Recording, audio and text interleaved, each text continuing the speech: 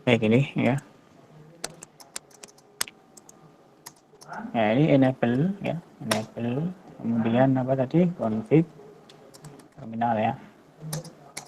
Oke, nah ini kita coba routing di situ network yang belum dikenal oleh router 1 yang network 192.168.1.0 itu di routing melalui mana? Pada kode network 192.168.1.0 ingin masuk ke router 0 itu melalui mana Mas? Melalui FA mana? Interface yang mana? Interface FA00 atau FA01?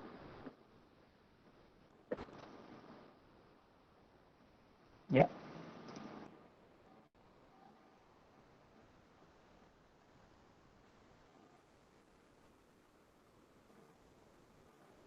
Anu ya, nge-lag ya. Jaringannya putus-putus ya. Iya, Pak. Oh, jaringan saya ya mungkin ya. Suaranya atau gambarnya? Suara, Pak. Nanti tidak putus ya. Sebentar ya. Mungkin jaringan tempat saya.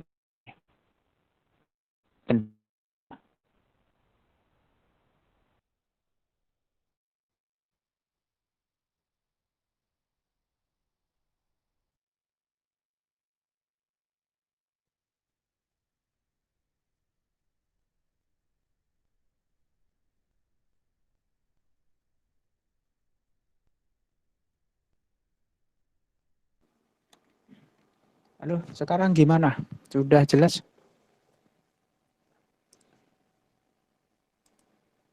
Sudah jelas? Halo? Ya, Pak, sudah. Oke. Baik, tadi sampai di sini ya. Jadi pada waktu ada network 192.168.1.0 ingin masuk ke router 0 itu melalui FA berapa? FA 01 ya. Melalui FA01 yang di sini. Berarti nanti network 192.168.1.0 itu di routing melalui FA01 ya. Kita masuk ke router tadi ya. Router ini. Oke, ini IP root 192.168.1.0. Netmasknya karena tadi perfect 27 maka 255.255.254 melalui mana FA01 ya. Nah ini nge-lag ya, belum kelihatan ya.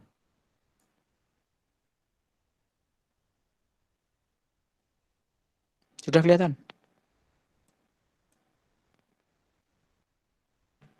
Halo, sudah kelihatan belum Cisco paket tracernya? Sudah, Pak. Oke, ini ya. Ini proses static routingnya yang ini nih.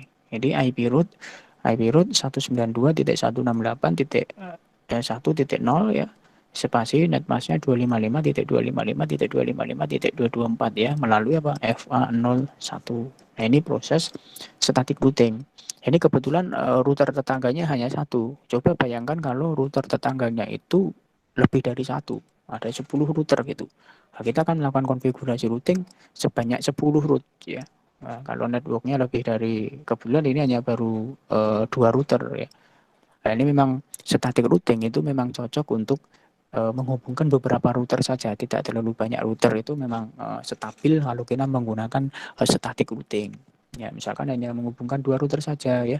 Dari LAN A, LAN B ya dihubungkan dengan menggunakan router A di router LAN A di router LAN B dihubungkan itu cocok dengan menggunakan static routing. Ya, intinya routernya itu tidak terlalu banyak dan tidak terlalu banyak perubahan konfigurasi itu memang cocok dengan menggunakan static routing. Karena kalau menggunakan static routing, kalau ada perubahan konfigurasi di router atau ada perubahan network di router tetangga, maka semua router itu akan dilakukan proses konfigurasi lagi, penambahan. Misalkan ada perubahan network, maka router yang lain juga harus melakukan update tabel routing itu dengan melakukan IP root ya, network yang baru berapa, netmasknya berapa begitu. Itu static routing.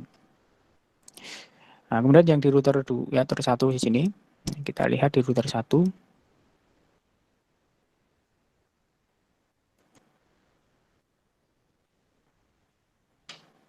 Bentar ya.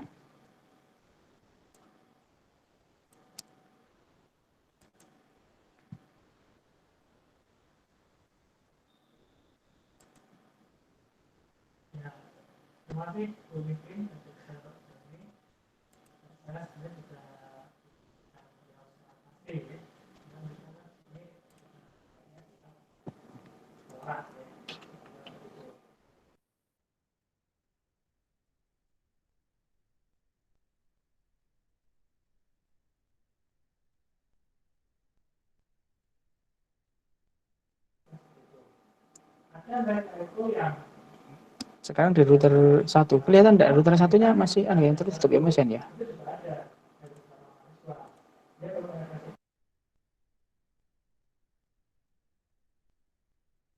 Kayaknya sinyal di tempat saya ini.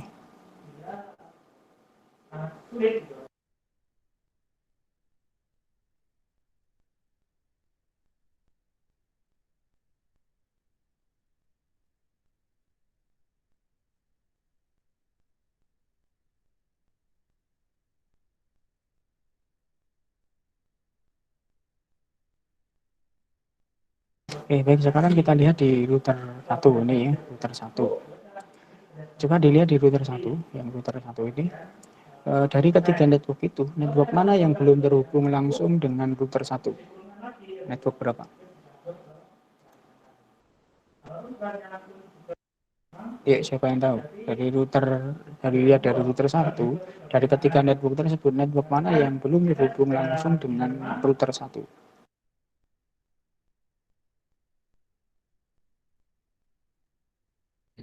Network 0. Network yang 202, 203, 178.0 ya Mas ya. Baik, ini. Jadi network yang di sini. Jadi network yang ada di sini itu belum terhubung langsung dengan router 1. Sehingga network yang ada di LAN di sini itu perlu dilakukan routing di router 1. Nah, pada waktu ada paket data dari network 202.203.178.0 yang ada di sini masuk ke router 1 melalui mana? Melalui pintu yang di sini, yang FA01. Berarti network ini di routing di router 1 melalui FA01. Nah, ini kita routing di sini ya, di routernya diklik, kemudian CLI ya. Enable dulu, aktifkan, config terminal, kemudian IP root, networknya 202.203.178.0, netmasknya 255, 255, 255, karena praktik 25 maka 128 melalui FA01. Oke, nah ini statik routingnya, belum berubah ya di situ ya. Tunggu dulu, ada remote ini.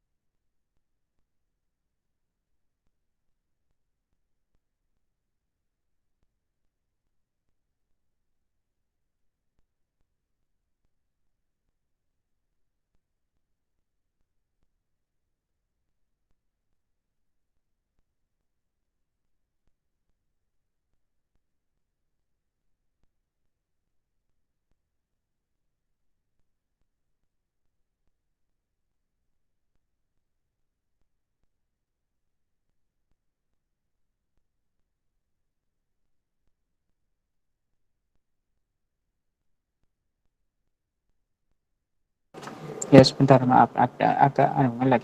Mohon maaf ini karena di tempat di kampus ini, saya di kampus, jadi hari ini banyak kali meeting yang menggunakan online, sehingga banyak digunakan ini jaringannya. Ada akreditasi sekalian, jadi dibagi-bagi di bandwidthnya. Mohon maaf ya. Bisa coba ya ini. Kalau sudah dilakukan konfigurasi static routing ya, maka kemudian kita coba dites ya dari PC ini ke routernya dulu, routernya sendiri ya. Nah ini sukses ya. Ya kita cek sukses ya ke routernya sendiri. Ya sukses. Kemudian kita coba juga yang di sini ini PC ini dengan routernya dia juga.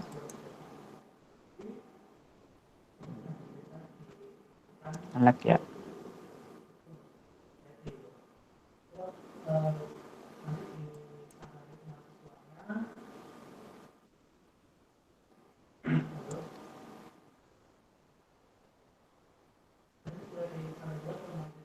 Ya.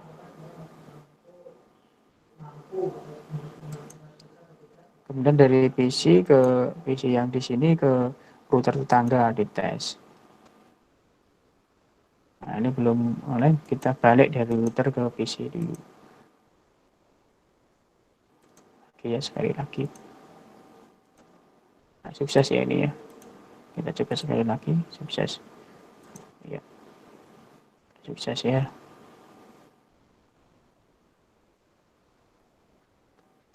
Cuma lemot ini anu online-nya ya. Enggak apa-apa. Itu yang static routing. Nanti bisa dilihat di ini. Ini seperti sama di video yang saya upload kemarin ya. Nah, kemudian kalau yang dynamic routing, kalau dynamic routing itu proses konfigurasinya itu secara otomatis. Jadi kalau ada perubahan network, maka cukup yang dilakukan konfigurasi ulang itu cukup di router yang mengalami perubahan network saja. Misalkan kalau di sini ada 3 router nanti ya, maka yang kalau ada 3 router 0, router 1, router 2 yang mengalami perubahan konfigurasi atau perubahan network itu di router 0, maka yang dilakukan konfigurasi ulang itu ya hanya di router 0 itu, yang router yang lain tidak dilakukan konfigurasi ulang ya. Itu kalau yang di dynamic routing. Berbeda kalau yang static routing ini kan, kalau static routing maka kalau ada perubahan perubahan network di salah satu router, maka semua router tetangga itu perlu update routing statiknya yang dilakukan konfigurasi secara manual. Itu bedanya. Kalau yang dynamic routing cukup router yang mengalami perubahan saja yang dilakukan proses konfigurasi routingnya. Itu jadi memang semua ada kelemahan dan kelebihannya. Kalau static routing kelebihannya ya stabil ya. Memang cocok untuk komunikasi dengan 1 atau 2 router atau beberapa router yang tidak terlalu banyak, itu cocok dengan menggunakan static routing karena konfigurasinya jelas ya, tidak sering mengalami perubahan ya, sehingga lebih stabil.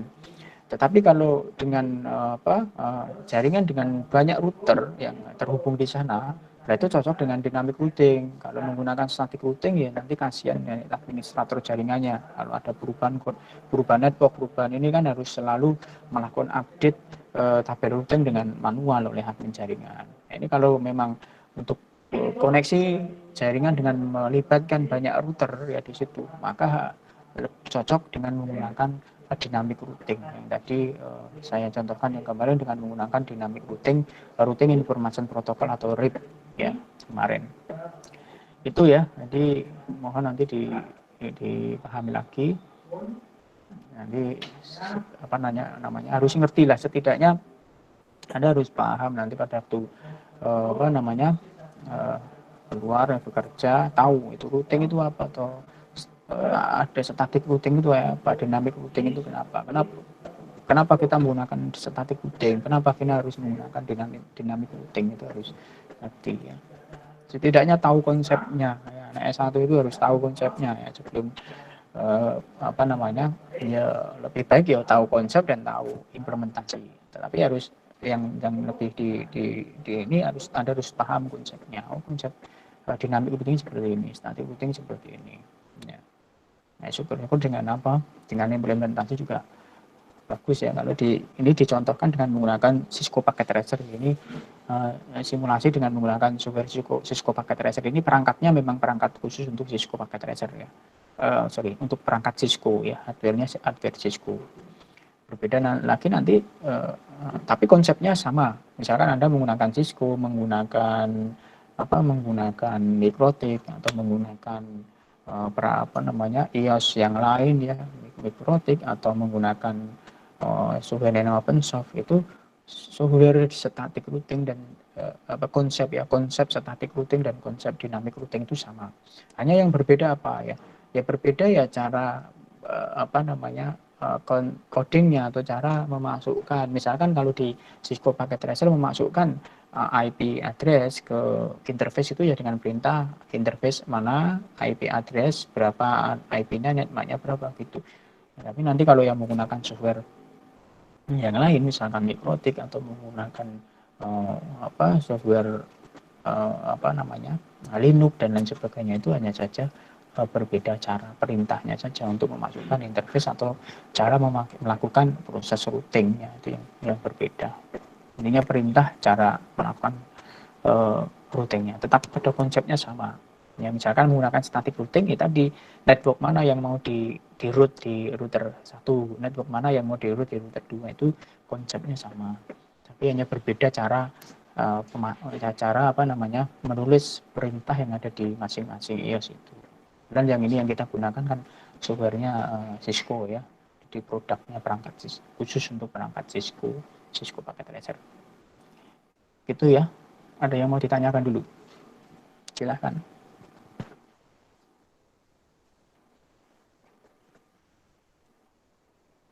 Ya silahkan dibuka pertanyaan kalau ada yang tanya.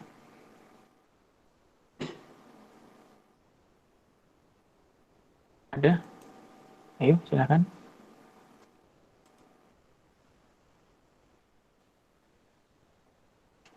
Silahkan ayo silahkan bertanya. Ada pertanyaan?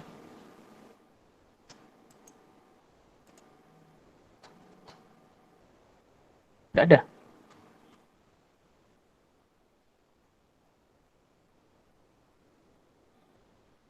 Cukup ya? Ada Mas Denny mau tanya?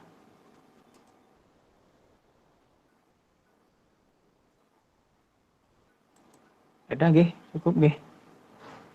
Oke, kalau cukup terima kasih ya.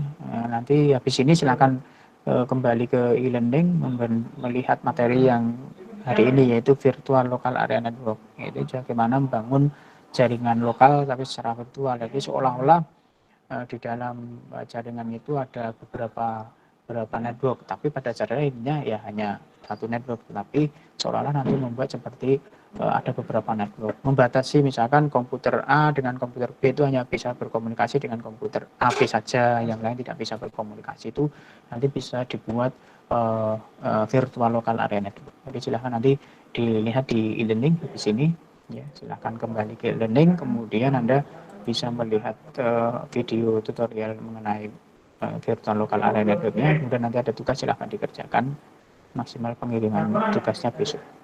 Itu ya.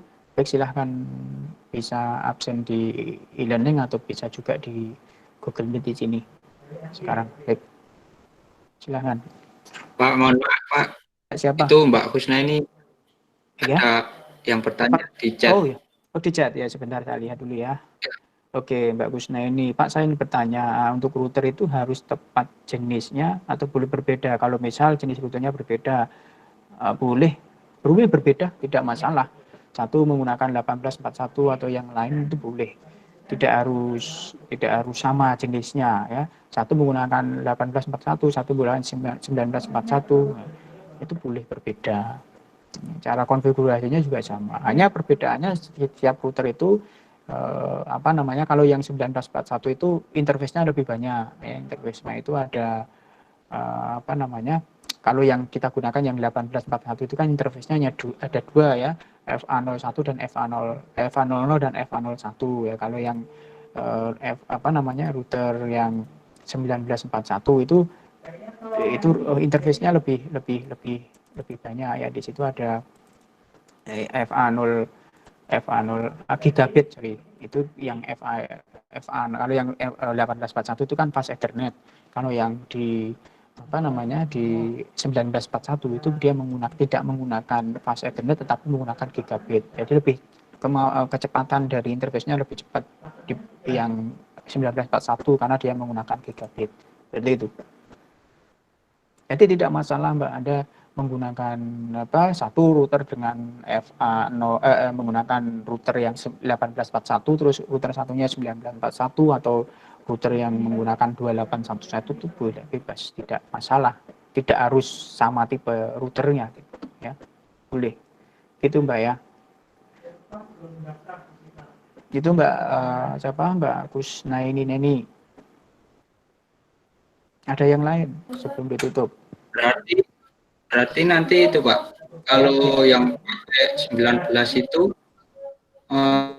CLI-nya pakai Ya, bukan FA. ya betul. Berarti interface ya bukan FA tetapi giga 01 gitu. Giga 0 garis miring 1 gitu ya. Boleh ditulis lengkap gigabit, boleh ditulis lengkap gigabit atau boleh 4 huruf saja. Giga gitu saja boleh. Ya. Ya Pak. Itu Makasih, jadi Pak. jadi tidak FA tetapi giga karena kan dia interface-nya gigabit. Gitu Mas. Disesuaikan dengan nama interface-nya ya. Disesuaikan dengan nama interface-nya. Nanti kalau Anda menggunakan interface serial ya sama. Serial ya berarti ditulis serial gitu ya. Kalau ada interface serialnya ya. Kan kadang ada kita bisa menggunakan interface serial. Ya, itu Mas ya. Ada yang lain? Ada yang lain? Silakan. Sebelum ditutup.